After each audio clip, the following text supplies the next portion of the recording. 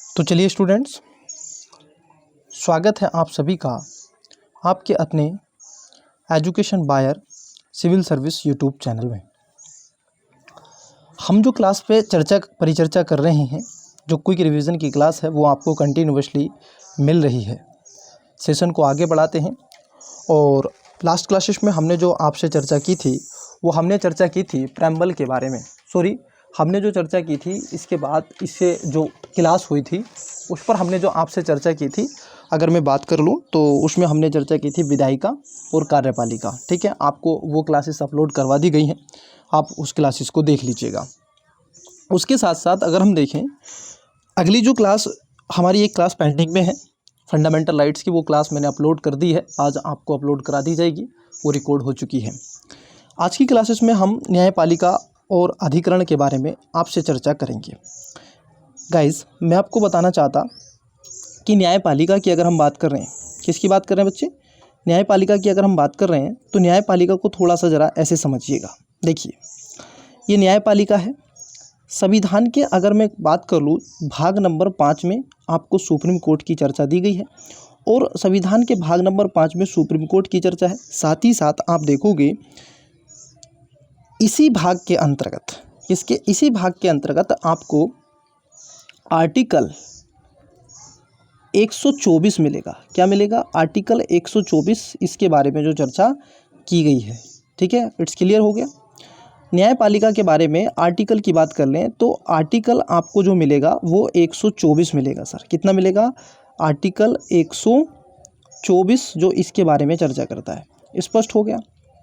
वहीं आप देखोगे 124 से आप देखोगे 124 से 147 तक इसके बारे में चर्चा है। ठीक है, उसके साथ साथ जो अगर हम हाई कोर्ट की बात कर लें, एक पेज ले लेता हूँ, सॉरी, मैं आपको आगे यहाँ पर थोड़ा सा बता देता हूँ। देखिए यहाँ पे, देखिए थोड़ा सा ज़रा यहाँ देखिएगा, इट्स क्लियर, आपको विजिबल हो रहा होगा।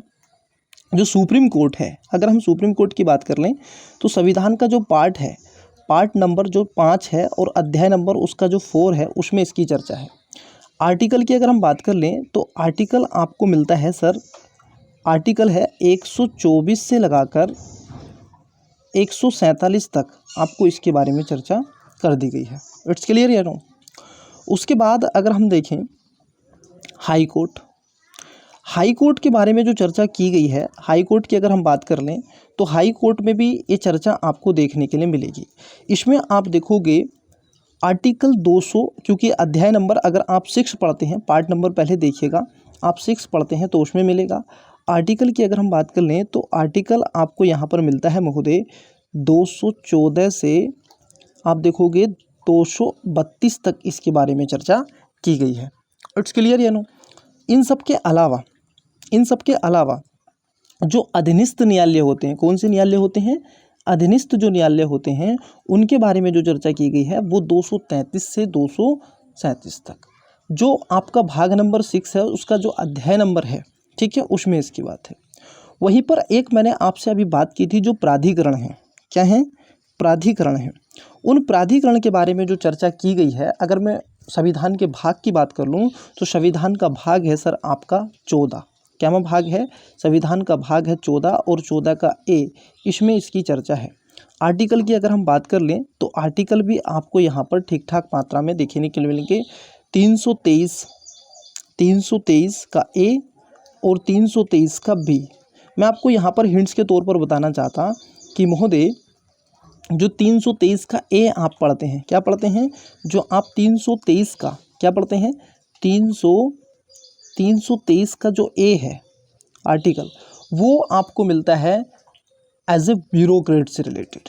ठीक है, जो भी ऐसे ब्यूरोक्रेट हैं, समाज सेवक हैं, उनसे रिलेटेड है। सॉरी ए की बात कर रहे हैं सर, ए जो है, ठीक है, 323 का ए ब्यूरोक्रेट से संबंधित है, ये आपको क्लियर हो गया। वहीं जो 323 का बी है सर, क्या है? जो 323 का बी है, अगर हम उसकी बात कर लें तो ये आपको ट्रेड से रिलेटेड मिलेगा, कॉमर्स से रिलेटेड मिलेगा। ठीक है, इनके बारे में ये चर्चा की गई है। तो चलिए एक एक करके मैं आपसे बात कर लेता हूँ। यहाँ तक चीज़ें क्लियर हैं? मैंने आपके माइंड में एक ओवरऑल एक व्यू दे दिया है, अब आपको कोई दिक्कत नहीं होगी, अब आपको चीज़ें समझ में आ जाएंगी। चलिए तो देखते हैं इसके बारे में। देखिए सर, सबसे पहले बात कर लेते हैं हम सुप्रीम कोर्ट के बारे में। किसके बारे में? सुप्रीम कोर्ट के बारे में हम आपसे जान लेते हैं, थोड़ा फास्ट वे में जानेंगे। देखिए सुप्रीम कोर्ट सर, आप देखोगे भारत में एक सर्वोच्च न्यायालय है। अगर हम बात कर लें जस्टिस की, तो इससे ऊपर कोई भी हमारे यहाँ पर जुडिशरी नहीं है। ये अंतिम है और लास्ट है और सबसे बड़ी है। इट्स क्लियर या नो? हमारे यहाँ पर ये है, आप देखोगे सिस्टम, यहाँ पर है सुप्रीम कोर्ट, ठीक है, यहाँ पर है हाई कोर्ट, ये सुप्रीम कोर्ट, और यहाँ पर है लोअर कोर्ट। इट्स क्लियर या नो? ये चीज़ें आपको देखने के लिए मिलेंगी। वहीं अगर हम बात कर लें, देखिए अगर लोअर कोर्ट के निर्णयों को हाई कोर्ट चुनौती दे देता है और हाई कोर्ट के निर्णयों को सुप्रीम कोर्ट चुनौती दे देता है। अगर किसी को मृत्युदंड लोअर कोर्ट ने दिया है तो उसको आप ले जा करके हाई कोर्ट में अपने PIL डाल सकते हैं, पब्लिक इंटरेस्ट लिटिगेशन। और यदि आपको हाई कोर्ट ने सुना दिया है, अब आपको लग रहा है कि अगर न्याय की गुहार है, तो आप सुप्रीम कोर्ट जा सकते हैं। ठीक है, चलिए। वहीं अगर हम बात कर लें, जैसे फंडामेंटल राइट्स की बात करते हैं कई बार, तो फंडामेंटल राइट्स को लेकर के आर्टिकल 32 के तहत आप कहाँ जा सकते हैं? आप सुप्रीम कोर्ट जा सकते हैं। तो चलिए एक एक करके आप बात कर लेते हैं। देखिए सर, इसके गठन की बात कर लें। संविधान का जो आर्टिकल है 124A, इसमें बताया गया है कि सर इसमें क्या कहा गया है। आइए थोड़ा सा इसके बारे में जानते हैं। देखिए क्या है, संविधान के अनुच्छेद 124A के अनुसार भारत का एक सर्वोच्च न्यायालय होगा। इसमें बताया गया जो ओवरऑल संपूर्ण भारत में न्याय व्यवस्था को देखने का प्रयास करेगा। न्यायमूर्ति, आप देखोगे भारत के मुख्य न्यायमूर्ति मतलब चीफ जस्टिस ऑफ इंडिया, और जब तक संसद विधि द्वारा संख्या विहित नहीं करती है, तब तक 7 से अनधिक अन्य न्यायाधीशों से मिलकर बनेगा। मतलब कि जब भारत में आप देखोगे न्यायिक व्यवस्था शुरू की गई 1950 में, हालांकि इसका एक अपना विधान रखा गया है। सबसे पहले आप देखोगे 1773 में बनाई गई थी कोलकाता में, ठीक है, जब आपको ब्रिटिश इंडिया रेगुलेटिंग एक्ट आया था। ठीक है, उसके बाद आप देखोगे 1935 के जो अधिनियम लाया गया था, भारत शासन अधिनियम 1935, उसमें एक सुप्रीम कोर्ट की ओवरऑल न्याय व्यवस्था की स्थापना की गई थी। स्टूडेंट्स, आपको कुछ वॉइस आ सकती है बरसात की, क्योंकि मैं भी एंजॉय कर रहा हूँ बारिश को। बारिश का महीना है, सावन का महीना है, ठीक है, तो आप एंजॉय कीजिए बरसात को भी और क्लास को भी एंजॉय कीजिए। ठीक है, अब देखिए बरसात के साथ साथ आपकी पॉलिटी की क्लास भी कवर हो रही है, दैट्स इट। ठीक है, चलिए, तो 7 जस्टिस यहाँ पर आपकी क्या होंगे, रखे जाएंगे।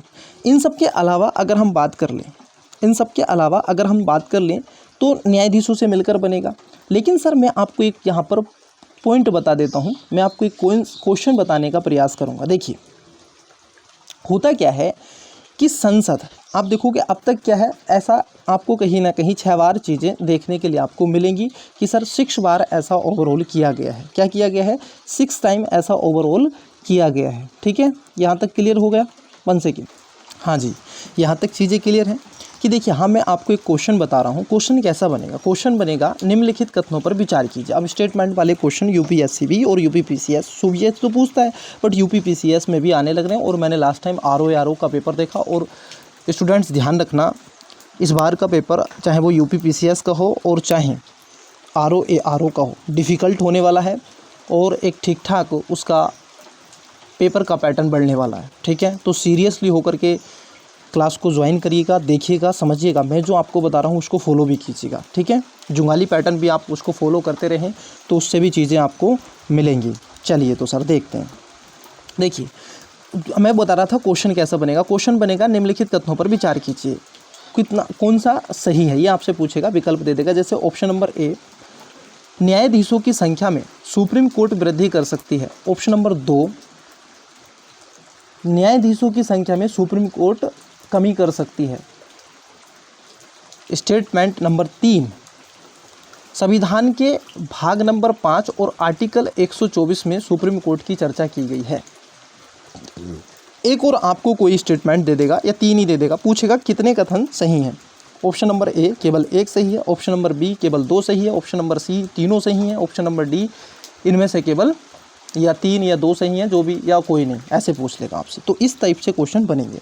तो मैं आपको बता रहा था यहाँ पे, ज़रा समझना, जो आपकी पार्लियामेंट है उसको केवल न्यायाधीशों की संख्या बढ़ाने का अधिकार दिया गया है, लेकिन कम करने का राइट्स नहीं दिया गया है। कमेंट्स बॉक्स में बताइएगा अभी वर्तमान में हाल ही में भारत के चीफ जस्टिस कौन है। वहीं अगर हम देखें वर्तमान में न्यायाधीशों की संख्या न्यायाधीश के सहित 34 है, मतलब कि आप देखोगे 34 सुप्रीम कोर्ट के जजेस हैं, जिसमें से एक CJI हैं, और इनके साथ साथ आप देखोगे आपके 33 क्या हैं, अन्य न्यायाधीश हैं, एक क्या है, CJI हैं। तो इसको आपको ध्यान में रखना है। इट्स क्लियर है नो, यहाँ तक चीज़ें आई होप आपको क्लियर हो गई होंगी।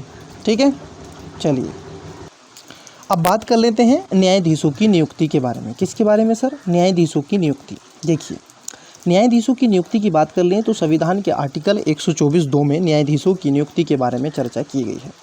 न्यायाधीशों की नियुक्ति कौन करता है सर? भारत के राष्ट्रपति के द्वारा न्यायाधीशों की नियुक्ति की जाती है। अभी हाल ही में क्या है कि आप देखोगे जो सिस्टम है, हालांकि कोलेजियम सिस्टम को अपनाया गया है। कोलेजियम सिस्टम में क्या है, वहाँ पर जजेस होते हैं। कौन होते हैं? आप देखोगे जजेस होते हैं,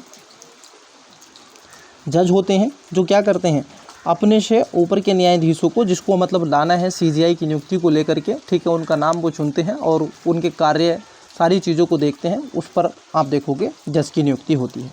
कोलेजियम सिस्टम है जो कहीं ना कहीं राष्ट्रपति को नाम सजेस्ट करता है और उन्हीं में से एक दो नाम वो चुन करके देते हैं और उसी में से क्या होते हैं, राष्ट्रपति उस व्यक्ति को, उस चीफ जस्टिस मतलब उस जजेस को चीफ जस्टिस ऑफ इंडिया बना देते हैं। ठीक है, चलिए आइए मैं आपको मोटा मोटा समझा दिया, आइए थोड़ा सा इसको डेप्थ में जान लेते हैं। देखिए सर, अगर हम इसमें बात कर लें, यहाँ पर आपको तो नियुक्ति कौन करेगा, ध्यान रखेंगे भारत के न्यायाधीश का, वो सॉरी जो राष्ट्रपति हैं आपके, वो क्या करेंगे, नियुक्ति करेंगे। न्यायाधीश तब तक पद धारण करेगा जब तक, देखो अब यहाँ पर थोड़ा सा समझना, जो सुप्रीम कोर्ट के जज होते हैं सर, ठीक है, मैं इसी पे लिख देता हूँ, सुप्रीम कोर्ट के जो जज होते हैं, ठीक है, उसको 65 वर्ष रखा गया है। वो 65 वर्ष की आयु तक, मतलब 65 अगो एज अगर उनकी होगी तो उनको रिटायरमेंट कर दिया जाएगा, उनको इस्तीफ़ा देना पड़ेगा। ठीक है, वो उससे अपना त्यागपत्र दे देंगे। स्पष्ट हो गया। लेकिन त्यागपत्र के बाद वो नीचे जा कर के ना ही तो हाई कोर्ट में और ना ही लोअर कोर्ट में वो जजेस बनेंगे, ना ही एडवोकेट के रूप में काम करेंगे, और ना ही वो आप देखोगे कोई ऐसे वकालत करेंगे। वैसे ही आप देखोगे हाई कोर्ट के अगर जजेस की बात कर लें तो हाई कोर्ट के जजेस को 62 वर्ष रखा गया है। ठीक है, और 62 वर्ष की आयु तक हाई कोर्ट के जजेस बने रहेंगे हाई कोर्ट में। उसके बाद जब वहाँ से वो रिटायर होंगे, उसके बाद में उनके पास 3 इयर्स का टाइम होता है कि वो 3 साल के लिए क्या कर सकते हैं, वो सुप्रीम कोर्ट में जजेस बन सकते हैं, वकालत कर सकते हैं। इट्स क्लियर या नो? आई होप क्लियर हो गया होगा। आपको सेशन अगर पसंद आता है तो चैनल को लाइक कीजिएगा, शेयर कीजिएगा, सब्सक्राइब कीजिएगा और कमेंट्स करना मत भूलिएगा। जो मैं आपको होमवर्क देता हूँ उसको भी आप अवश्य कीजिएगा। तो चलिए आगे देखते हैं। यहाँ तक चीज़ें हो गई। देखिए सर, यहाँ पर है परामर्श। ये एक बड़ा विषय है कि सर आप देखोगे कॉन्सिलिएशन है सर, परामर्श देखो सर्वोच्च न्यायालय ने विभिन्न मामलों में इसका अलग अलग अर्थ निर्धारित किया है। आइए उन मामलों में थोड़ी सी मैं आपसे समीक्षा कर लेता हूँ। ठीक है, देखेंगे हम परामर्श शब्द को लेकर के 2 मूलभूत आप देखोगे प्रश्न थे। पहला था आप देखोगे जिसमें वाइंडिंग था, मतलब बाध्यकारी था, अबाध्यकारी राष्ट्रपति पर है या नहीं। दूसरा था कि परामर्श को लेकर के किन न्यायाधीशों से किया जाना चाहिए और कितने न्यायाधीशों से, उसकी संख्या को लेकर के। तो वर्ष 1982 और 1993 व 1998 में आप देखोगे विभिन्न मामलों में इस पर विस्तृत व्याख्या कर दी गई थी उस समय के ध्यान में रख करके। ठीक है, वर्तमान में आप देखोगे इन्हीं सिद्धांतों के अनुसार न्यायाधीशों की नियुक्ति की जाती है। जैसे आप संविधान के अनुच्छेद 124(2) में वर्णित है परामर्श। ठीक है, क्या है, इंग्लिश में बोलते हैं इसको कॉन्सिलिएशन। ठीक है, परामर्श करना। परामर्श एक तात्पर्य सिर्फ इसका क्या है, आप देखो कि परामर्श क्या है सर, थोड़ा सा इसको जानिए। परामर्श व्यक्ति के परामर्श से नहीं बल्कि अनेक न्यायाधीशों, आप देखोगे अनेक न्यायाधीशों से है सर। ठीक है, प्लूरलिटी ऑफ जजेस के परामर्श से है, जो उसमें लगभग आप देखोगे 4 से 5 जजेस होते हैं, उनसे रिलेटेड इस चीज़ को रखा गया है। इट्स क्लियर या नो? मुख्य न्यायाधीशों को सर्वोच्च न्यायालय के 4 वरिष्ठ न्यायाधीशों के कोलिज्म, देखो 4 वरिष्ठ न्यायाधीशों के कोलिज्म से परामर्श करके राष्ट्रपति के पास सिफारिश भेजनी चाहिए, ऐसा होता है। इनके साथ साथ न्यायाधीशों के इस कोलिज्म में भावी मुख्य न्यायाधीश को अनिवार्य शामिल होना चाहिए। न्यायाधीशों की नियुक्ति के लिए इस कोलिज्म में आम सहमति होनी चाहिए। ध्यान रखना, कोलिज्म में क्या होनी चाहिए? आम सहमति। परामर्श तो हो लेकिन इन सब में आम सहमति हो। लेकिन सारे काम ये होते हैं गोपनीय सर। अब आम सहमति है या नहीं है, वो लोग क्या चाहते हैं क्या नहीं चाहते हैं, ये पब्लिकली नहीं होता है। ये आप देखोगे ये होता है सर आपका गोपनीय। इट्स क्लियर या नो? चलिए सर यहाँ तक क्लियर हो गया। सिर्फ बहुमत से नहीं होना चाहिए। मुख्य न्यायाधीश की आप देखोगे न्यायमूर्ति की राय को महत्व शेष न्यायाधीशों की राय के बराबर होना चाहिए, उससे ज़्यादा नहीं। इनके साथ साथ आप देखोगे यदि 5 में से, इसमें कितने जजेस होते हैं ध्यान रखना, कोलिज्म में 5 जजेस होते हैं। 5 में से यदि 2 न्यायाधीशों की भी किसी व्यक्ति की नियुक्ति का विरोध करेंगे तो उसके नाम की सिफारिश राष्ट्रपति को नहीं भेजी जाएगी। ठीक है। परामर्श मंडल में शामिल सभी न्यायाधीशों की सलाह लिखित होनी चाहिए, मौखिक नहीं, लिखित होनी चाहिए। ठीक है, मौखिक नहीं होनी चाहिए, ये भी आपको पता होना चाहिए। मुख्य न्यायमूर्ति को आप देखोगे अपनी सिफारिश के साथ साथ अन्य न्यायाधीशों की लिखित सिफारिश भी सरकार को भेजनी होगी। सामान्य सरकार इस मंडल की सिफारिशें मानने को बाध्य है कि यदि परामर्श संबंधी प्रक्रिया का पालन नहीं किया गया है तो सरकार सिफारिशें मानने को बाध्य नहीं होगी। यदि सरकार सिफारिश किए गए किसी व्यक्ति को न्यायाधीश नहीं नियुक्त किए जाने के संबंध में मुख्य न्यायमूर्ति के पास कोई सूचना, तथ्य या फिर सामग्री भेजती है तो उस पर कार्रवाई करने के लिए भी मुख्य न्यायमूर्ति को परामर्श मंडल से विचार विमर्श कराना होगा। यहाँ तक क्लियर हो गया। चलिए अब आता है विषय मुख्य न्यायमूर्ति की नियुक्ति। सर मुख्य न्यायमूर्ति की नियुक्ति कैसे? देखिए संविधान में आप देखोगे मुख्य न्यायमूर्ति की नियुक्ति के लिए अलग से कोई प्रावधान नहीं है, पहली बात तो। ठीक है, जो प्रोविज़न है वही रखा गया है। संविधान के अनुच्छेद 124(2) में आप देखोगे इसका प्रावधान दिया गया है कि मुख्य न्यायमूर्ति पर भी वही लागू होता है। अब देखिए क्या क्या लागू होता है, आइए थोड़ा सा उसको देखते हैं। वर्ष 1973 तक सभी मुख्य न्यायमूर्तियों की नियुक्ति वरिष्ठता के नियम के आधार पर होती रही। कब होती रही? वर्ष 1973 तक। यहाँ पर वरिष्ठता क्या है? भारत का जो ब्यूरोक्रेट सिस्टम है उसमें आप देखोगे आज भी कई ऐसे विभाग, अधिकतर विभागों में उसको स्किल क्या है, नॉलेज क्या है, उसका कार्य फीडबैक क्या रहा है, ठीक है, उसने कैसी ड्यूटी की है कैसी नहीं की है, उसको ध्यान में नहीं रखा जाता है। अधिकतर आज भी आप देखोगे आपका प्रमोशन किसके आधार पर, भारत के सिस्टम की बात कर रहे हैं, वो आपको मिलेगा वरिष्ठता के आधार पर। ये पुराने हो चुके हैं, इनकी एज हो गई है तो इतनी उम्र तक ये XYZ पद तक पहुंचेंगे। लेकिन सरकार ने महोदय इसको क्या किया है, चेंज किया है। आज कार्य के आधार पर चीज़ें होने हेतु दिखाई दे रही हैं। इट्स क्लियर या नो? कमेंट्स बॉक्स में बताते रहिएगा। सेशन को लाइक कीजिएगा, शेयर कीजिएगा, सब्सक्राइब कीजिएगा। वर्ष 1973 और वर्ष 1977 2 बार वरिष्ठ नियम का उल्लंघन किया गया था।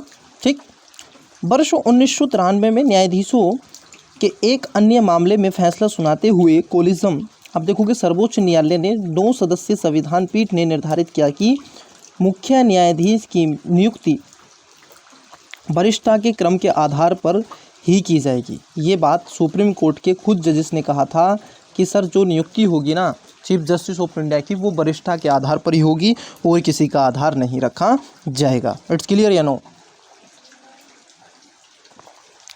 इसके साथ साथ आप देखोगे साधारणतः 55 वर्ष की आयु के बाद ही सर्वोच्च न्यायालय में किसी न्यायाधीश की नियुक्ति की जाती है। यह प्रावधान मुख्य न्यायमूर्तियों के सम्मेलन में पारित संकल्प के अनुसार प्रचलन में है।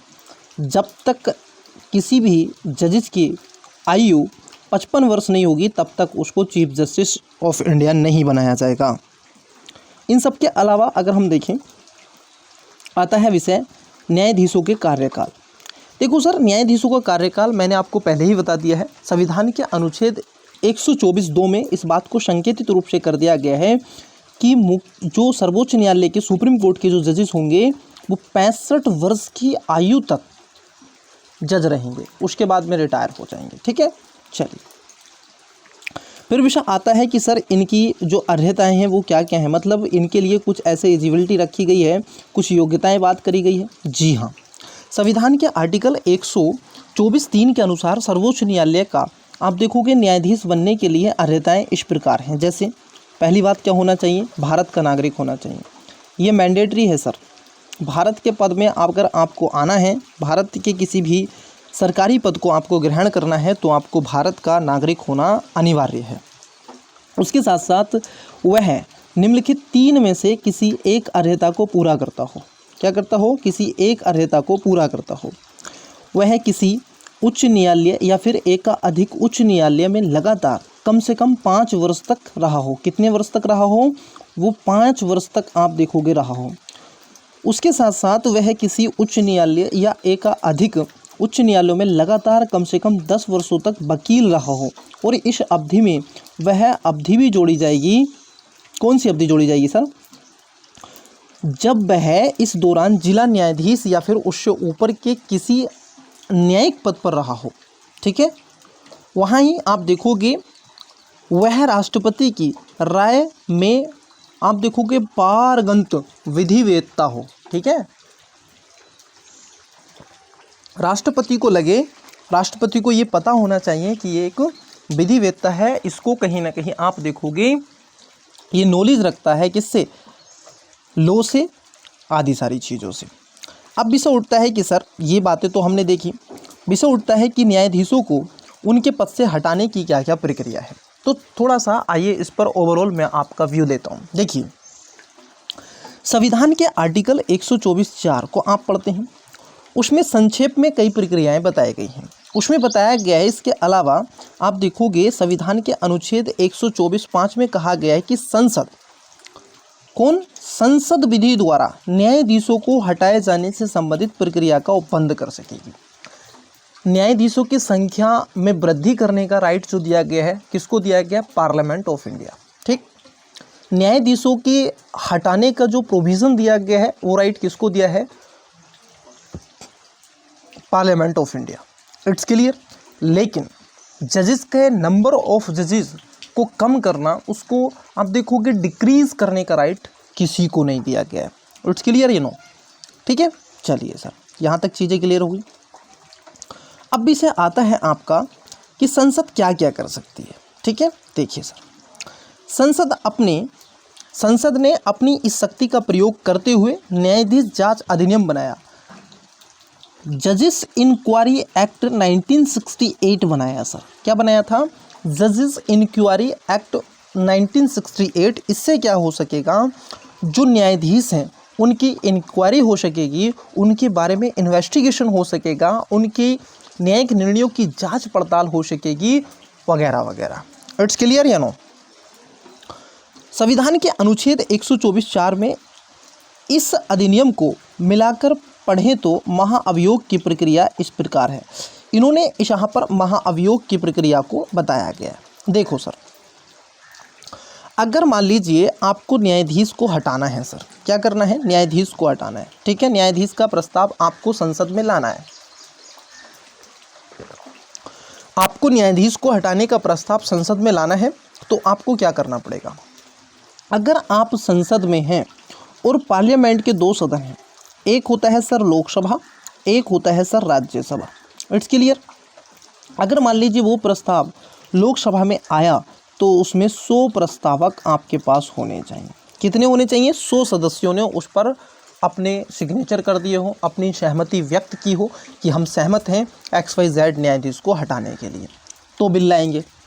दूसरा, अगर राज्यसभा है तो उस स्थिति में उनके पास 50, ठीक है, ऐसे सदस्यों की सहमति होनी चाहिए। यहाँ पर ये प्रोविज़न रखा गया है। लोकसभा में लाएंगे तो वो क्या करेंगे, लोकसभा के जो अध्यक्ष हैं, स्पीकर हैं, ठीक है, उनके समक्ष रख देंगे। वहीं आप देखोगे राज्यसभा में लाएंगे, जो चेयरमैन होते हैं राज्यसभा के, वास्तविक रूप से उसके सभापति उपराष्ट्रपति होते हैं, तो उनके समक्ष उस प्रस्ताव को रखा जाएगा। ठीक है, चलिए यहाँ तक चीज़ें क्लियर। फिर अध्यक्ष और सभापति क्या करेंगे, उस पर अपने निर्णय लेते हैं, ठीक है। उसमें विचार विमर्श होता है, सारी चीज़ें होती हैं, ठीक है। योग्य है या नहीं, प्रस्ताव खत्म, ये सारी चीज़ें होंगी। लेकिन सर ध्यान में रखना, यदि अध्यक्ष या सभापति प्रस्ताव को स्वीकार कर लेता है तो उसे 3 व्यक्तियों की समिति गठित करनी होती है। ध्यान रखना, जब लोकसभा का अध्यक्ष स्पीकर, राज्यसभा का सभापति इस प्रस्ताव को स्वीकार कर ले, स्वीकृति के बाद आप देखोगे 3 व्यक्तियों की क्या होगी, एक समिति गठित की जाएगी जो जजेस की इंक्वायरी करेगी। It's clear. जिसमें पहला सर्वोच्च न्यायालय का मुख्य न्यायमूर्ति और अन्य न्यायाधीश होंगे। अब देखो इसमें बड़ा रोचक तथ्य है, हमें सुप्रीम कोर्ट के जज को हटाना है, ठीक है, किसी भी जज को, XYZ को। लेकिन उसमें एक तो सर्वोच्च न्यायालय के मुख्य न्यायाधीश हैं, चीफ जस्टिस ऑफ इंडिया है। दूसरा आप 2 उसके अंदर जजेस होंगे जो सुप्रीम कोर्ट के होंगे। तो क्या आपको ये लगता है कि ऐसा कुछ जजेस कर सकेंगे? खैर वो अंदर का विषय है, ठीक है, बात थोड़ी सी प्राइवेसी की है तो मैं नहीं बोलूँगा, ठीक है। देखिए आगे, दूसरा किसी उच्च न्यायालय का मुख्य न्यायमूर्ति तथा तीसरा एक परंपरागत विधिवेत्ता इसके अंतर्गत शामिल किया जाता है, ठीक है। इसको बोलते हैं। इन सब के अलावा इस समिति की जांच करनी होती है कि उक्त न्यायाधीश कदाचार का दोषी है या असमर्थ था, मतलब इनकैपेसिटी से ग्रस्त है या नहीं, इसके बारे में। यदि समिति ने निष्कर्ष पर पहुंच जाती है और न्यायाधीश न तो कदाचार का दोषी है और न ही असमर्थ, तो यह प्रक्रिया वहीं समाप्त हो जाती है। किंतु यदि समिति उसे कदाचार का दोषी या असमर्थ पाती है तो मूल प्रस्ताव के साथ समिति की रिपोर्ट उसी सदन में पेश की जाती है जहां यह प्रस्ताव शुरू किया गया था। It's Lok Sabha, it's Rajya Sabha. Okay. इस प्रस्ताव के पारित होने की शर्त है कि इसे दोनों सदन अलग अलग पारित करें। दोनों सदनों में यह प्रस्ताव सदन की कुल संख्या, सदस्य संख्या के बहुमत तथा उपस्थित व मतदान करने वाले सदस्यों के 2/3 बहुमत से पारित होना चाहिए। कितना ध्यान रखना, दोनों सदनों में यह प्रस्ताव सदन की कुल सदस्य संख्या के बहुमत तथा उपस्थित मतदान देने वाले 2/3, कितना सर, 2/3 का प्रस्ताव बहुमत से ये पारित होगा, तब जाकर के चीज़ें आगे बढ़ेंगी, ठीक।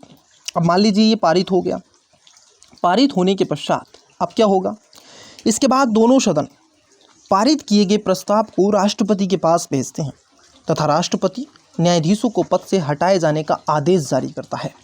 इन सब के अलावा संविधान के अनुच्छेद 124(4) में कहा गया कि यह सारी प्रक्रिया संसद के एक ही सत्र में पूरी होनी चाहिए। और हालांकि सर्वोच्च न्यायालय ने वी रामास्वामी से जुड़े मामले में निर्धारित किया है कि यदि न्यायाधीशों को हटाने या हटाए जाने की प्रक्रिया के दौरान लोकसभा भंग हो जाती है तो भी यह संकल्प लैप्स नहीं होता है। ध्यान रखेंगे, जब आप सुप्रीम कोर्ट के जजेस को हटा रहे हैं और उस स्थिति में लोकसभा विघटित हो जाए तो वो जो बिल है, वो जो विधेयक है, वो लैप्स नहीं होता है। जब नई लोकसभा आती है तो उसको वो डिसाइड करती है, ठीक। अब तक के भारत के संवैधानिक इतिहास में किसी भी न्यायाधीश को उपयुक्त प्रक्रिया द्वारा हटाया नहीं गया है, इसको ध्यान में रखना। सर्वोच्च न्यायालय का क्षेत्र अधिकार व शक्तियाँ, आइए देख लेते हैं इसके कौन कौन से क्षेत्र अधिकार हैं और इसको कौन कौन सी पावर्स दी गई हैं, ठीक है। चलिए देखो सर, इसको लगभग सारी पावर दी गई हैं। जैसे मैं उदाहरण के लिए आपको एक एग्जाम्पल दे देता हूँ ताकि आपको समझ में आ जाए, ठीक है। एग्जाम्पल ये है कि अगर आप आर्टिकल आपका 32, ठीक है, आर्टिकल 32 मतलब आर्टिकल 32 किससे संबंधित है, फंडामेंटल राइट, ठीक है, फंडामेंटल राइट है। इसके तहत अगर आपके राइट्स का उल्लंघन होता है तो आप सुप्रीम कोर्ट जा सकते हैं। स्पेशल लीव पिटीशन की बात कर लें, अगर आप चाहते हैं, कोई भी चाहता है, तो आर्टिकल 136 के तहत आप जा सकते हैं। इसमें सिविलियन और क्रिमिनल मामलों को भी रखा गया है आर्टिकल 132 और 133 में, ठीक है, इसको भी ध्यान में रखना है। तो चलिए एक एक करके हम बात कर लेते हैं। भारत का सर्वोच्च न्यायालय क्या है, एक स्वतंत्र सर्वोच्च न्यायालय है। ये किसी के प्रेशर में आकर के, किसी के दबाव में आकर के काम नहीं करता है, बल्कि स्वतंत्र रह करके स्पेसिफिक तरीके से ये काम करता है। इट्स क्लियर या नो? चलिए देख लेते हैं। सर्वोच्च न्यायालय अमेरिका के सुप्रीम कोर्ट की तरह परिसंघीय न्यायालय मतलब फेडरल कोर्ट मूल अधिकारों का संरक्षण तथा संविधान का अंतिम व्याख्याकार है। ध्यान रखना, किसके समान है सर? अमेरिका की सुप्रीम कोर्ट के समान है, फेडरल कोर्ट के समान। इट्स क्लियर या नो? उसके साथ साथ मूल अधिकारों का संरक्षक है सर्वोच्च न्यायालय और संविधान का अंतिम व्याख्याकार है। ये क्वेश्चन पूछा गया है निम्नलिखित में से संविधान की अंतिम व्याख्या करने का अधिकार किसको है? ऑप्शन नंबर ए high court, option number 2 supreme court, option number 3 राष्ट्रपति, ऑप्शन नंबर 3 संसद। डी में जो ये तो ये पूछा गया है निम्नलिखित में से कौन भारतीय संविधान का अभिन्न रक्षक है? उसका रक्षक कौन है? ऑप्शन नंबर ए प्रधानमंत्री, ऑप्शन नंबर बी राष्ट्रपति, option number C supreme court, option number D Bharat की जनता। ठीक है, ये भी क्वेश्चन सर पूछा गया है और मैं क्वेश्चन ये हवाबाजी नहीं कर रहा हूँ, ये प्रीवियस ईयर्स में क्वेश्चन पूछे गए। मैं आपको दिखाऊंगा जब सुप्रीम कोर्ट वाले टॉपिक से आपकी चीज़ें कवर करवाऊंगा। इट्स क्लियर या नो? चलिए सर अगला क्वेश्चन देखते हैं, आगे बात करते हैं क्या है सर इसमें। जबकि इंग्लैंड के हाउस ऑफ लॉर्ड्स की न्याय समिति या सर्वोच्च न्यायालय की तरह यह देश के सभी सिविल और क्रिमिनल मामलों का अंतिम न्यायालय भी है। आप क्रिमिनल न्यायालय 132 के तहत और सिविल न्यायालय, सिविल जो मामले होते हैं मैटर्स हैं वो आप सुप्रीम कोर्ट में जा सकते हैं और क्रिमिनल में आप सुप्रीम कोर्ट जा सकते हैं। आर्टिकल 132 में आप इसकी बात कर लेंगे सिविल मामलों की और 133 आई थिंक या 34 है तो आप उसमें क्रिमिनल की मांग कर लेंगे। ठीक है, जा सकते हैं और अंतिम रूप से कहाँ आप सुप्रीम कोर्ट भी जा सकते हैं। ठीक है, इसके साथ साथ वह राष्ट्रपति को परामर्श मतलब एक तरीके से कॉन्सिलेशन देने की शक्ति भी रखता है जो इसे उपयुक्त दोनों अमेरिका और ब्रिटेन न्यायालयों से अलग करती है। इसलिए भारत की जो संसद है, भारत का जो आप देखोगे सुप्रीम कोर्ट है वो दोनों से डिफरेंट हो जाता है, अमेरिका से और उसके साथ साथ ब्रिटेन से, क्योंकि राष्ट्रपति को परामर्श देता है। संविधान के आर्टिकल की अगर हम बात कर लें, कौन से आर्टिकल में इसका प्रोविज़न है? आर्टिकल आप देखोगे 143, कितना 143 में इस बात का प्रोविज़न किया गया है कि जो भारत के राष्ट्रपति हैं वो क्या कर सकते हैं, समय रहते हुए वो सुप्रीम कोर्ट से क्या कर सकते हैं, सुप्रीम कोर्ट से वो कहीं ना कहीं आप देखोगे लॉ के बारे में, किसी कानून के बारे में जानकारी व्यक्त कर सकते हैं। ठीक है, मांग सकते हैं, डिमांड कर सकते हैं। और जो एक मामला हुआ उसमें इस बात को रखा गया कि सर अगर सुप्रीम कोर्ट राष्ट्रपति को परामर्श करता है तो क्या राष्ट्रपति उस परामर्श को मानने के लिए बाध्य हैं या नहीं? तो आंसर आएगा जी नहीं। लेकिन सर सुप्रीम कोर्ट के अगर सुझाव है, कोई सजेशन है राष्ट्रपति को दिया गया है, उसकी जो व्याख्यान किया गया है उसको वो खारिज भी नहीं करे, उसका आदर और सम्मान रखे और उसको फॉलो करने का प्रयास करे। ठीक है, चलिए सर आगे बढ़ते हैं। देखिए स्टूडेंट्स, मैं आपको जो यहाँ पर लाइन बाय लाइन चीज़ें मैं कवर करवा रहा हूँ, ऐसे टिक कर रहा हूँ, उस पर थोड़ा फोकस ज़्यादा करिएगा और जो मैं बोल रहा हूँ उस पर फोकस ज़्यादा कीजिएगा। ठीक है, और सेशन को एंजॉय कीजिएगा। ठीक है, चलिए।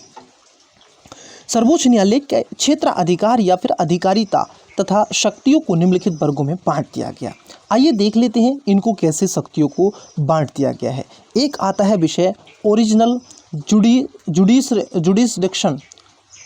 ओरिजिनल जो जुडिसडिक्शन है मतलब मूल या फिर आरंभिक जो आपकी अधिकारिता है उसके बारे में। मूल या फिर आरंभिक क्षेत्र अधिकार का अर्थ है कि इन मामलों में किसी बात मतलब लिटिगेशन की शुरुआत सर्वोच्च न्यायालय में भी हो सकती है। संविधान के अनुच्छेद 131 में इसकी चर्चा की गई है, किसकी? लिटिगेशन की। अच्छा, आप कमेंट्स बॉक्स में बताइएगा कौन से जजेस थे या कौन सा केस था जिसमें लिटिगेशन की बात की गई। यूपीपीसीएस के एग्जाम में ही पूछा गया है लिटिगेशन की फुल फॉर्म। निम्नलिखित में से लिटिगेशन का मूल स्वरूप क्या है, ऐसे ही दे के रखा था सर, और उसमें PIL था और पब्लिक इंटरेस्ट लिटिगेशन इसकी फुल फॉर्म होती है सर, ये पूछे जाते हैं तो ये ध्यान में रखना है। ठीक है, चलिए। मूल क्षेत्र अधिकार के अंतर्गत सर्वोच्च न्यायालय 3 तरह के मामलों की सुनवाई करता है। पहला मामला ऐसे विवाद, देखिए कैसे विवाद, ऐसे विवाद जो संघ और ध्यान रखना सर, भारतीय संविधान के अंदर कहीं पर भी केंद्र शब्द का वर्णन नहीं किया गया है। एक शब्द का वर्णन किया गया है संघ, लेकिन हमारी वोकैबुलरी का एक शब्द बन गया है, हमारी वोकैबुलरी का एक शब्द बन गया है, हमारी भाषा का एक शब्द बन गया है केंद्र सरकार। केंद्र सरकार नहीं होती है सर, संघ की सरकार होती है। दूसरी बात, अगर आप देखोगे 3 तरह के जो मामलों की सुनवाई की गई है वो क्या है 131 के अंतर्गत, उसमें ये है, पहला मामला ये रखा गया कि सर अगर संघ और राज्यों के बीच में कोई विवाद होगा तब क्या कर सकते हैं, सुप्रीम कोर्ट उसको देखेगा। राज्यों और राज्यों के मध्य विवाद होगा तब उसको सुप्रीम कोर्ट देखेगा। इसके साथ साथ आप देखोगे, इसके साथ साथ राज्यों और राज्यों प्लस संघ के बीच में कोई विवाद होगा तब सुप्रीम कोर्ट देखेगा। स्पष्ट हो गया। चलिए यही चीज़ें हैं। ऐसे विवाद जिसमें एक तरफ भारत सरकार हो और दूसरी तरफ एक या एक से अधिक राज्य सरकारें हों तो उस मामले को हम कहाँ ले जा सकते हैं, सुप्रीम कोर्ट ले जा सकते हैं आर्टिकल 131 के तहत। It's clear. ऐसे विवाद जिनमें एक तरफ एक या एक से अधिक राज्य हों, दूसरी तरफ एक या एक से अधिक राज्य हों। तीसरा इसमें रखा गया है कि ऐसे विवाद जिसमें एक और भारत सरकार और एक या एक से अधिक राज्य हों तथा दूसरी ओर एक या एक से अधिक राज्य हों। स्पष्ट हो गया। मैंने बहुत इजी वे में आपको ये चीज़ें बता दी। आपको मैं एक और बात यहाँ पर बताना चाहता, संविधान के अनुच्छेद 131 में संकेत किया गया है कि मूल क्षेत्राधिकार के क्या क्या अपवाद होंगे। अब अपवाद क्या है, इस अपवादों को थोड़ा समझिएगा। अपवाद नंबर 1 जो इन्होंने पॉइंट में बताया है, अपवाद क्या है, अपवाद है कि कोई भी नागरिक इस अनुच्छेद के तहत केंद्र या फिर राज्य सरकार के विरुद्ध मुकदमा नहीं चला सकता, पहली बात। दूसरा, केवल केंद्र या फिर राज्यों की सरकारें ही इस अनुच्छेद के अंतर्गत अपने मतलब कहीं ना कहीं अपने मामलों को उठा सकते हैं। ठीक है, ये ध्यान में रखना। कोई व्यक्ति विशेष नहीं, केवल कौन, राज्य सरकार ही इस चीज़ की बात करेगी। उसके साथ साथ संविधान के अनुच्छेद 131 में आप देखोगे प्रोविजो मतलब परंतुक में बताया गया है कि संविधान के आरंभ से पहले की गई किसी ट्रेड करार मतलब एग्रीमेंट या फिर सैंड मतलब इसको बोलते हैं सनद या ऐसी किसी भी अन्य लिखित इंस्ट्रूमेंट से जुड़े हुए मामले में इस अनुच्छेद के अधीन नहीं उठाए जा सकेंगे। ठीक है, इसको एकदम फ्री कर दिया गया है, एकदम ऐसे फ्री छोड़ दिया गया है। इसके अतिरिक्त संविधान के अनुच्छेद 262 के अंतर्गत अंतर्राज्यीय जल आयोग इंटर स्टेट वाटर कमीशन को निर्दिष्ट किया गया है कि मामला अनुच्छेद 331 का विषय नहीं होना चाहिए। अगर वाटर से रिलेटेड स्टूडेंट्स आप देखोगे और भारत में वाटर से रिलेटेड बहुत ज़्यादा आपको क्या मिलेंगे, विवाद मिलेंगे। क्या मिलेंगे, पानी से संबंधित, चाहे वो कावेरी नदी जल विवाद हो जिसमें कर्नाटका, केरला, तमिलनाडु और पुडुचेरी। उसके साथ साथ आप देखोगे कृष्णा और गोदावरी इनका विवाद हो, गंगा का विवाद हो, यमुना का विवाद हो, ये विवाद चलते रहते हैं सर भारत में। और नर्मदा का विवाद हो, कई ऐसे इंटरलिंकिंग जो प्रोग्राम हैं उनके विवाद हों, ये सब चलते हैं। ठीक है, तो ये ध्यान में रखेंगे। तो ध्यान में रखेंगे 162 में क्या 262 में क्या रखा गया है, इंटर स्टेट वाटर कमीशन की चर्चा की गई है। ये आपको एक फैक्ट दे दिया गया। इन सब के अलावा आप देखोगे, इन सब के अलावा विषय उठता है कि सर रिट अधिकारिता, मतलब आप देखोगे जो रिट अधिकारिता है वो क्या है। देखिए सर, मैं आपको थोड़ा सा यहाँ पर बताने का प्रयास करूँगा। ठीक है, देखिए सर क्या है, थोड़ा सा मुद्दा देखते हैं क्या है सर। हाँ जी, देखिए मैं बात कर रहा था रिट अधिकारिता। देखिए सर, रिट अधिकारिता क्या है, क्योंकि संविधान अगर आप देखोगे, आपने आर्टिकल 32 पढ़ा है, क्या पढ़ा है, आर्टिकल 32 पढ़ा है। यहाँ से क्वेश्चन बनते हैं। आपने संविधान का अनुच्छेद 32 पढ़ा है, इसमें 5 प्रकार की रिट की बात की गई है। कितने प्रकार की, 5 प्रकार की। जैसे आप पहला है बंदी प्रत्यक्षीकरण, दूसरा है परमादेश, तीसरा है आप देखोगे बंदी प्रत्यक्षीकरण, परमादेश, प्रतिषेध, उत्प्रेक्षण और अधिकार प्रक्षा सहित अन्य प्रकार की रिट आप देखोगे डायरेक्शन और आदेश मतलब ऑर्डर के बारे में चर्चा की गई है। ये सारी शक्ति किसको है, राष्ट्रपति को दी, सुप्रीम कोर्ट को दी गई है।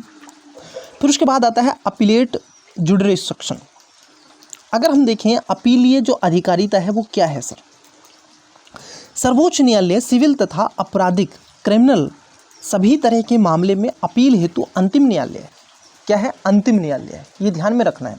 इसमें अंतिम न्यायालय कैसा है, देखिए सर, चूंकि सर्वोच्च न्यायालय के अपील क्षेत्र अधिकार को 4 भागों में बांट दिया गया। अपीलेट जो उसकी जुडिशक्शन है वो क्या है, देखिए संवैधानिक विषयों से जुड़ी हुई अपीलें आर्टिकल 132 में की गई हैं। मैंने वहाँ पर सिविलियन बोला था, सॉरी। उसके बाद आप देखोगे जो सिविल विषय हैं वो 133 से हैं और क्रिमिनल विषय हैं वो 134 से हैं। ये यहाँ पर मुद्दा है। ठीक है, ध्यान में रहेगा। आप कमेंट्स बॉक्स में बताइएगा कि सिविल जो मैटर्स होते हैं वो कौन से होते हैं और क्रिमिनल मैटर्स जो होते हैं वो कौन से होते हैं। चलिए अगला देखिए। विशेष अनुमति की जाने वाली अपीलें जिसको बोलते हैं स्पेशल लीव पिटीशन बोलते हैं, संविधान के अनुच्छेद 136 में इसकी चर्चा की गई है। इट्स क्लियर या नो? मुझे लगता है कि चीज़ें आपको क्लियर हो रही होंगी। ठीक है, मुझे लगता है कि चीज़ें आपको क्लियर हो रही होंगी सर। ठीक, चीज़ें आपको क्लियर हो रही होंगी। उसके बाद आता है संवैधानिक विषयों से जुड़ी हुई अपीलें। संवैधानिक विषयों से जुड़ी हुई, अगर मान लीजिए, देखिए संवैधानिक विषयों से जुड़ी हुई अपीलें कैसी हो सकती हैं, आइए मैं आपको थोड़ा सा इसका ओवरव्यू देता हूँ। पहले देखो, संविधान है, अनुच्छेद 132 की जो क्षेत्राधिकार है सुप्रीम कोर्ट का वो रखा गया है। स्टूडेंट्स, आप देखोगे जैसे विधि का सारवान कोई प्रश्न हो उस वाले इसमें, मतलब आप देखोगे सब स्टैंडियल जो क्वेश्चन ऑफ लॉ होता है उससे जुड़ा, मतलब कि अगर पार्लियामेंट ने कोई ऐसा लॉ बनाया है, ऐसा लॉ पार्लियामेंट ने बना दिया, अब वो लॉ क्या करता है, आप देखोगे संविधान को बाईपास करता है, ये संविधान के बेसिक स्ट्रक्चर का उल्लंघन करता है, संविधान में आप देखोगे लोगों के अधिकारों को हनन करता है। यह ऐसा विषय जो विधि का सारवान प्रश्न है, उस प्रश्न पर आप देखोगे सुप्रीम कोर्ट हस्तक्षेप करती है, उसका जुडिशरी रिव्यू करती है। इट्स क्लियर या नो? आई होप क्लियर हो गया होगा। आइए अब मैं देख लेता हूँ, परामर्श कर लेता हूँ आपसे। भारतीय संविधान के विषयों से जुड़ी हुई अपीलें, संविधान के अनुच्छेद 132 के अंतर्गत प्रावधान किया गया है कि यदि किसी उच्च न्यायालय के किसी निर्णय या डिक्री, ध्यान रखना डिक्री बोला है यहाँ पर, डिक्री या अंतिम आदेश से कोई ऐसा प्रश्न जुड़ा है जो संविधान से संबंध विषय विधि का सारवान प्रश्न सब स्टैंडर्ड क्वेश्चन लॉ है, तो ऐसी स्थिति में उच्च न्यायालय इस आशय का प्रमाण दे देता है तो सर्वोच्च न्यायालय में उसकी अपील की जा सकेगी।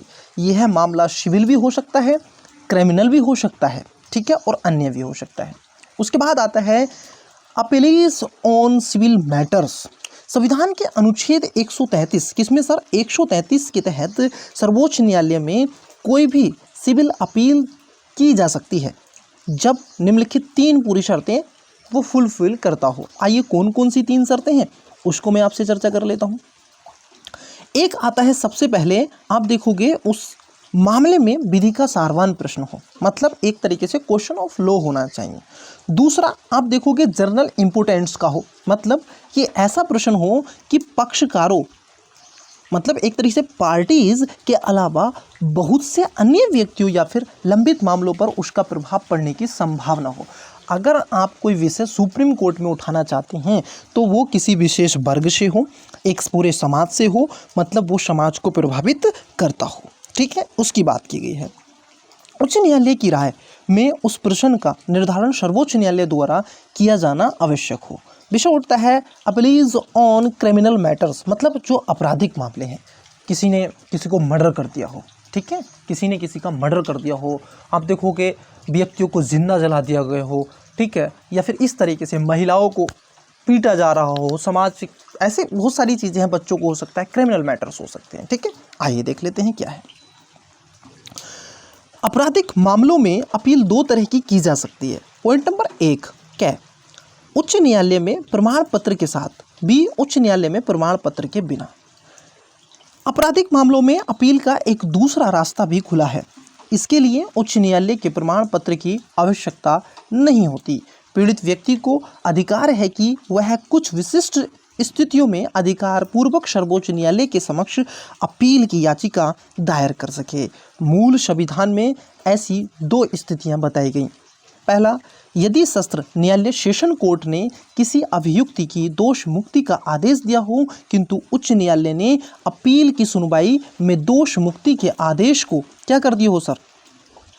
आदेश को पलटते हुए अभियुक्ति को दोषी ठहराया हो और मृत्युदंड का आदेश दिया हो। दूसरा, यदि उच्च न्यायालय ने किसी अधीनस्थ न्यायालय, मतलब आप देखोगे सब ऑर्डिनेट कोर्ट में चल रहे किसी मामले की विचारण के लिए भी अपने पास गवा लिया हो और उस मामले में अभियुक्ति को दोषी ठहराते हुए मृत्युदंड का आदेश दिया गया हो। शेष किसी भी परिस्थिति में अधिकार के रूप में अपील नहीं की जा सकती। उदाहरण के लिए, यदि शस्त्र न्यायालय द्वारा किए गए मृत्युदंड के आदेश को उच्च न्यायालय ने बरकरार रखा हो या उम्र कैद में बदल दिया गया हो, अभियुक्त को निर्दोष घोषित करते हुए मुक्त कर दिया गया हो, तो ऐसे मामले में उच्च न्यायालय के प्रमाण पत्र के बिना सर्वोच्च न्यायालय में अपील नहीं की जा सकती। ठीक है। वहीं संविधान के अनुच्छेद 134(2), देखिए इसमें कुछ स्पेशल प्रोविज़न है सर। क्या है इसमें? बताया गया है कि संसद को शक्ति देता है। किसको? देखो, अनुच्छेद 134(2) के तहत क्या करती है? पार्लियामेंट समय समय पर सुप्रीम कोर्ट पर अधिकार जताती है। कैसे? संविधान का अनुच्छेद 134(2) संसद को शक्ति देता है कि वह आपराधिक मामलों में सर्वोच्च न्यायालय की अपील ग्रहण करने की अधिकारिता को बढ़ा सकती है। मतलब कि ये हुआ कि संसद इस अधिकारिता को सिर्फ बढ़ा सकती है, कम नहीं कर सकती। ऐसे ही संसद सुप्रीम कोर्ट के जजेस के नंबर ऑफ जजेस को इंक्रीज कर सकती है, डिक्रीज नहीं कर सकती। इट्स क्लियर या नो? इस अधिनियम के माध्यम से सर्वोच्च न्यायालय की अधिकारिता का विस्तार किया गया। इसके तहत 2 अन्य न्यायाधीशों में पीड़ित पक्ष को प्रमाण पत्र के बिना सर्वोच्च न्यायालय में अपील करने का अधिकार दिया गया। कौन सा अपील करने का अधिकार दिया गया? आइए उसको देख लेते हैं। जैसे आता है सेशन कोर्ट। सेशन कोर्ट ने किसी अभियुक्ति को दोष मुक्त किया हो, किंतु उच्च न्यायालय ने अपील की सुनवाई में अभियुक्ति को दोषी ठहराते हुए उम्र कैद या फिर कम से कम 10 वर्ष के कारावास की सजा सुनाई हो। इन सब के अलावा यदि उच्च न्यायालय ने किसी अधीनस्थ मतलब सब ऑर्डिनेट कोर्ट से कोई मुकदमा अपने पास मंगवा लिया हो और उस अभियुक्ति को दोषी ठहराते हुए उम्र कैद या कम से कम 10 वर्षों के कारावास की सजा सुनाई हो, ऐसे मामलों को रखा जाता है। विषय उठता है कि अपील्स बाय स्पेशल लीव, मतलब विशेष अनुमति के साथ अपीलें।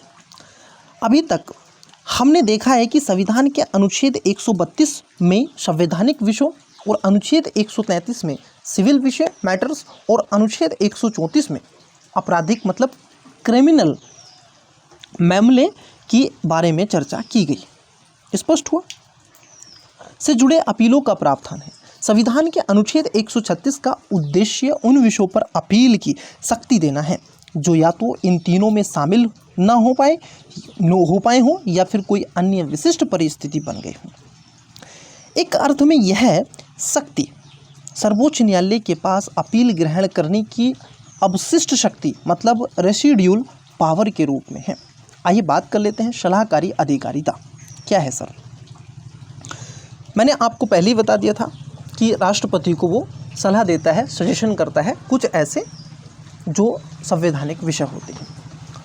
संविधान के अनुच्छेद 143 में सर्वोच्च न्यायालय को सलाहकारी अधिकारिता दी गई है। कैसे सर? संविधान के अनुच्छेद 143 के खंड 2 खंड हैं, 43 का खंड नंबर 1 और 43 का खंड नंबर 2। क्लियर? दोनों खंड राष्ट्रपति को सर्वोच्च न्यायालय से सलाह मांगने की शक्ति प्रदान करते हैं, किंतु दोनों विषय वस्तु अलग अलग हैं। मतलब ये राइट्स राष्ट्रपति को दिया गया है, वो जब चाहेंगे उनसे सलाह मांग लेंगे। इट्स क्लियर या नो? संविधान के अनुच्छेद 143(1) के अनुसार यदि किसी समय राष्ट्रपति को प्रतीत होता है कि विधि, तो मैंने आपको बता दिया, अब आपको चीज़ें क्लियर हो गई हैं। चलिए आगे बढ़ते हैं। एक मामला हुआ था केरल शिक्षक विधेयक मामला 1958 के मामले में सर्वोच्च न्यायालय ने स्पष्ट किया था कि अनुच्छेद 143 के अधीन दी गई राय सम्मान या फिर योग्य रिस्पेक्टेबल तो है किंतु बाध्यकारी बाइंडिंग नहीं। वर्तमान में भी यही सिद्धांत माना जाता है। ठीक है, वो बाइंडिंग नहीं है लेकिन रिस्पेक्टेबल वो रखी गई है। It's clear? चलिए आइए देख लेते हैं, आगे बढ़ते हैं सर। चलिए देखते हैं आगे, यहाँ तक चीज़ें क्लियर हो गई हैं। अभी तक राष्ट्रपति की ओर से अनुच्छेद 143(2) के तहत एक भी प्रश्न नहीं पूछा गया है और इस अनुच्छेद का व्यावहारिक महत्व भविष्य में ही तय होगा। अभी तक कोई ऐसा सिचुएशन नहीं आई है। अगला आता है कि अभिलेख न्यायालय की शक्तियाँ, power of the court of record. संविधान के अनुच्छेद 129 में घोषणा की गई है कोर्ट ऑन रिकॉर्ड। ये सर देखो, यहाँ पर जो सुप्रीम कोर्ट के निर्णय होते हैं तो निचली जितनी भी कोर्ट हैं सब पर वो बाध्यकारी होते हैं ऐसे मैटर में जो उन्होंने सुनवाए हैं। ठीक है, अगर उन्होंने अबॉर्शन व्यवस्था को गलत साबित किया है तो सभी को अबॉर्शन व्यवस्था को गलत साबित करना होगा। अगर सुप्रीम कोर्ट ने कोई डिसीजन अपना लिया है तो वो डिसीजन आप देखोगे सभी न्यायालयों पर, जितने भी निचले न्यायालय हैं, चाहे हाई कोर्ट हो, लोअर कोर्ट हो, डिस्ट्रिक्ट कोर्ट हो, जो भी हो, सब ऑर्डिनेट हो, जितने भी न्यायालय हैं सर, सब के सबको वो निर्णय फॉलो करना होगा, क्योंकि किसका निर्णय है? वो सुप्रीम कोर्ट का। इट्स क्लियर या नो? चलिए, सर्वोच्च न्यायालय अभिलेख न्यायालय मतलब कोर्ट ऑफ रिकॉर्ड होगा और उसको अपने अवमान मतलब एक तरीके से कंटेम्प्ट के लिए दंड देने की शक्ति सहित ऐसे न्यायालय की शक्तियां होंगी। मतलब अगर कोई इसके निर्णयों का उपहास उड़ाता है या उसको फॉलो नहीं करता है तो वो सजा भी दे सकती है। अभिलेख न्यायालयों को 2 विशेषताएं दी गई हैं, मतलब कि उसके सभी निर्णय, आदेश या निर्देश आदि स्थायी स्मृति में सुरक्षित रखे जाते हैं ताकि सभी अधीनस्थ न्यायालय उन्हें पूर्व उदाहरणों के रूप में प्रयुक्त कर सकें। अभिलेख न्यायालय की दूसरी विशेषता यह है कि उसे अपने अवमानना मतलब कंटेम्प्ट के लिए दंड देने की शक्ति है। उसके बाद आता है जुडिशरी, आप देखोगे न्यायिक प्रवलोकन, पावर ऑफ जुडिशियल रिव्यू। संवैधानिक विषयों पर आप देखोगे या अपने निर्णयों पर वो जुडिशरी रिव्यू कर सकती है, जो पब्लिकली रिलेटेड होते हैं, समाज से विषय संबंधित होते हैं, तो उन विषयों पर वो क्या कर सकती है? उसको जुडिशियल रिव्यू कर सकती है। ठीक है, कौन? आपकी सुप्रीम कोर्ट। चलिए, भारतीय सर्वोच्च न्यायालय के पास अमेरिकी सुप्रीम कोर्ट की तरह न्यायिक प्रवलोकन की अत्यंत व्यापक शक्ति तो नहीं है, किंतु कुछ मामलों में उसे यह शक्ति प्राप्त है कि संविधान के किसी भी अनुच्छेद में इस शक्ति का स्पष्ट वर्णन नहीं किया गया। तो संविधान में संसद जो आपको शक्ति दी गई है सुप्रीम कोर्ट को, उसका कोई स्पष्ट वर्णन नहीं किया गया, लेकिन फिर भी किंतु संविधान के अनुच्छेद 13, अनुच्छेद 32, अनुच्छेद 132, अनुच्छेद 133, ठीक है, मतलब 13 में ऐसे विषय जो विधि से इतर हों, मतलब अगर आप देखोगे वह विषय हैं जो आपके संवैधानिक विषयों से, मूल अधिकारों से संबंधित नहीं करते हैं और वो उसका कंट्रोडक्शन करते हैं। ठीक है, दूसरा संविधान का अनुच्छेद 32 सुप्रीम कोर्ट जा सकते हैं, संविधान की रीढ़ है सर। ठीक है, उसके बाद आप देखोगे आर्टिकल 132 जो कि सिविल मामलों से है, जो कि आप देखोगे संवैधानिक विषयों से है, मूल अधिकारिता क्षेत्र से है, और आर्टिकल 133 जो कि आपके सिविल मामलों से, क्रिमिनल मामलों से जो है 134 है। ठीक है, चलिए, स्पेशल लीव पिटीशन में 136 है। इट्स क्लियर या नो? चलिए आगे बढ़ते हैं। सर्वोच्च न्यायालय के न्यायिक प्रवलोकन की शक्ति संविधान के मूल ढांचे का हिस्सा है। क्या है? याद रखना, मूल ढांचे का एक हिस्सा है सर ये। ठीक है, जिसे संसद किसी भी स्थिति में न तो कम कर सकती है और न ही छीन सकती है, बढ़ा सकती है, ये उसको अधिकार है। अदर पावर्स एंड जुडिसडिक्शन, आइए देख लेते हैं अन्य संवैधानिक क्षेत्र अधिकार। अपने निर्णयों में पुनर्विचार करने और उसमें सुधार करने की शक्ति संविधान के अनुच्छेद 137 सर्वोच्च न्यायालय को शक्ति देता है कि वह अपने निर्णयों या आदेशों का प्रवलोकन कर सकता है तथा उन्हें बदल भी सकता है। जिन याचिकाओं के तहत सर्वोच्च न्यायालय अपने निर्णयों का प्रवलोकन करता है उन्हें पुनर्विचार याचिका मतलब रिव्यू पिटीशन कहते हैं, और ऐसी याचिका का निर्णय 30 दिन के भीतर किया जा सकता है। इट्स क्लियर या नो? आई होप, मुझे लग रहा है कि चीज़ें क्लियर हो रही होंगी। पिछले कुछ समय में एक नई अवधारणा प्रचलित हुई है जिसमें उपचारात्मक याचिका मतलब दोषारहित याचिका, जिसको बोलते हैं कार्टेविट पिटीशन, आप देखोगे जो करेक्टिव पिटीशन होती है कहते हैं, और इसका प्रयोग वहाँ किया जाता है जहाँ पुनर्विचार याचिका रिव्यू पिटीशन की भी खारिज हो गई हो, किंतु पीड़ित पक्ष किसी अति गंभीर आधार पर उपचार के लिए निवेदन करना चाहता हो। सर्वोच्च न्यायालय द्वारा घोषित विधि का सभी न्यायालयों पर आप देखोगे आबद्धकारी होना।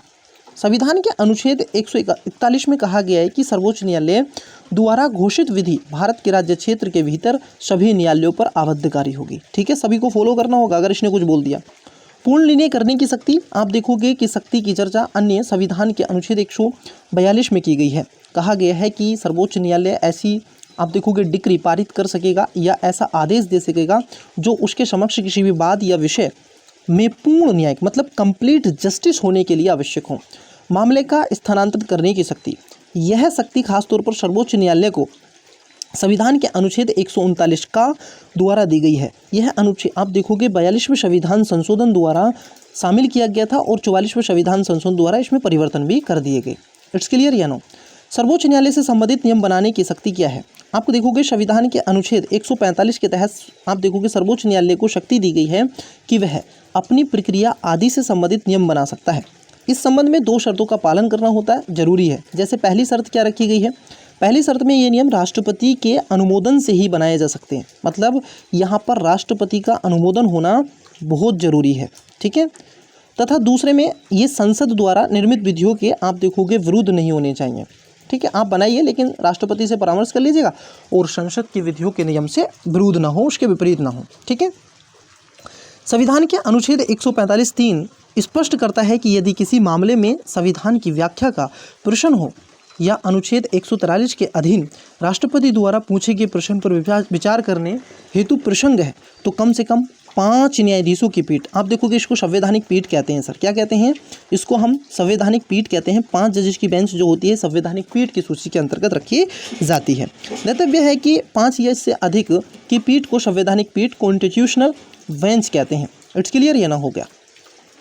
न्यायिक अधिरक्षण की शक्ति, सर्वोच्च न्यायालय आप देखोगे जो शक्ति दी गई है, सर्वोच्च न्यायालय देश के सभी न्यायालयों, पंचायतों, ठीक है, न्यायालयों और पंचायतों, अवार्ड आदि के न्यायिक अधिरक्षण की शक्ति दी गई है। संविधान के अनुच्छेद 144 में स्पष्ट भी कर दिया गया है कि भारत के राज्य क्षेत्र के सभी सिविल और न्यायिक प्राधिकारी सर्वोच्च न्यायालय की सहायता का कार्य करेंगे।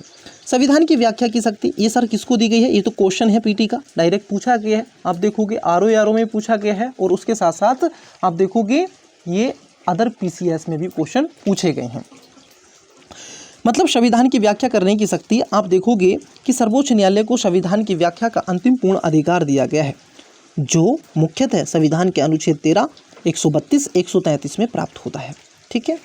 इन सबसे जुड़े आप देखोगे निर्वाचन विवाद से जुड़ी हुई शक्ति, मतलब अगर राष्ट्रपति का विषय है, उपराष्ट्रपति का विषय है, उससे जुड़े हुए निर्वाचन के विवाद हैं, प्रधानमंत्री का विषय लोकसभा का, तो कौन? Supreme court. आप उसमें देख सकते हैं राज्य की विधानसभा का विषय। चलिए, राष्ट्रपति तथा उपराष्ट्रपति के निर्वाचन के संबंध में यदि कोई वाद विवाद उत्पन्न होता है तो उसका निपटान करने की शक्ति सिर्फ किसको दी गई है सर? सर्वोच्च न्यायालय को, ठीक है।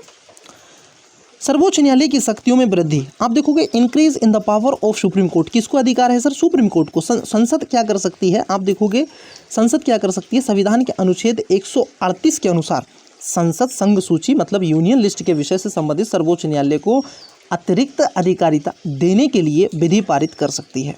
स्पष्ट हो गया? चलिए, संविधान के अनुच्छेद 139 के अंतर्गत संसद को शक्ति दी गई है कि वह सर्वोच्च न्यायालय की रिट अधिकारिता का विस्तार कर सके।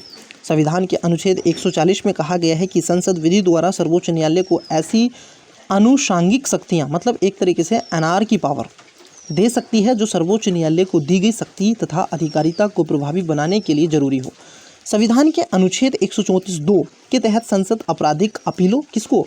संसद आपराधिक अपीलों के मामले में सर्वोच्च न्यायालय की अधिकारिता बढ़ा सकती है। ध्यान रखेंगे इस बात को भी, आर्टिकल 134(2) में। अन्य महत्वपूर्ण कुछ तथ्य हैं, आइए इन पर भी डाल लेते हैं नजर, अन्य महत्वपूर्ण तथ्यों पर, ठीक है। देखिए सर, सर्वोच्च न्यायालय के न्यायाधीशों के वेतन तथा अन्य न्यायाधीशों के सभी प्रशासनिक खर्चे अनुच्छेद 140 के तहत भारत की संचित निधि कंसोलिडेटेड फंड ऑफ इंडिया पर भारित होंगे। चार्ज एक्सपेंडिचर घोषित किया गया है, ठीक है, जिसका अर्थ है कि संसद इन खर्चों पर बहस तो कर सकती है किंतु मतदान नहीं। संविधान के अनुच्छेद 131 में यह स्पष्ट किया गया है कि सर्वोच्च न्यायालय या किसी उच्च न्यायालय के किसी न्यायाधीश द्वारा अपने कार्य के निर्वहन के संबंध में किए गए आचरण पर संसद में बहस नहीं की जाएगी।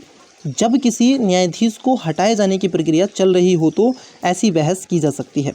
सर्वोच्च न्यायालय के न्यायाधीशों के लिए नियम कि वे सेवानिवृत्ति के बाद भारत के किसी भी न्यायालय या अधिकारिता ट्रिब्यूनल में वकालत नहीं कर सकते, ठीक है, ट्रिब्यूनल में वकालत नहीं कर सकते। संविधान के अनुच्छेद 146 के अंतर्गत भारत के मुख्य न्यायाधीश को शक्ति दी गई है कि वह सर्वोच्च न्यायालय के अधिकारियों व सेवकों की नियुक्ति करेंगे। तो सर ये था इस क्लास के अंतर्गत हमने देखा सुप्रीम कोर्ट। मिलते हैं आपसे हाई कोर्ट और उसके साथ साथ जो अन्य अधिकारिता क्षेत्र हैं उसके बारे में, जो अन्य कोर्ट हैं उनके बारे में। तो लेते हैं यहाँ पर आपसे विदाई, मिलते हैं अगले सेशन में। तब तक के लिए धन्यवाद। मन लगा के पढ़ते रहिएगा, अपने टारगेट की तरफ बढ़ते रहिएगा और चैनल को लाइक, सब्सक्राइब और शेयर, कमेंट्स करना मत भूलिएगा। स्टूडेंट्स, जो मैं बोलता हूँ उसको फॉलो कीजिएगा, निश्चित ही आपको सफलता मिलेगी। कहीं ना कहीं किसी ना किसी विभाग में आप अच्छे पद पर जो चाहते हैं चले ही जाएंगे। तो सबके लिए मेरी ओर से धन्यवाद, हार्दिक शुभकामनाएं, बाय।